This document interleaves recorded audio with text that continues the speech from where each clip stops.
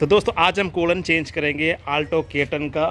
ये जो कूलेंट को हम यूज़ करने वाले हैं, ऑलरेडी बोनट ओपन है। ये जो कार का जो लेवल आप देख सकते हैं बहुत ही नीचे गया है, मगर मिनिमम चाहिए होगा परफॉर्मेंस के लिए। अब इसके अंदर टॉप अप करता हूँ मैं मेरा कूलेंट। तो यहाँ पर कूलेंट रेडी।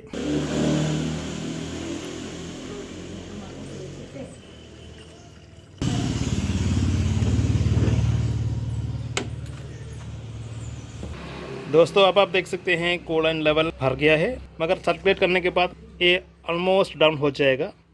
चलिए क्लोज करते हैं रेडिएट का जो टैप।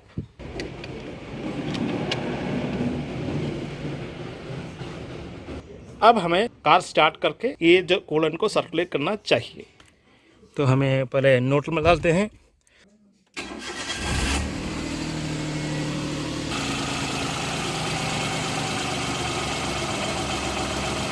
दोस्तों इस तरह से हम आल्टो K10 का कूलेंट बदलते हैं। अगर आपको कुछ डाउट है तो लाइक कमेंट सेक्शन। इतना थैंक यू।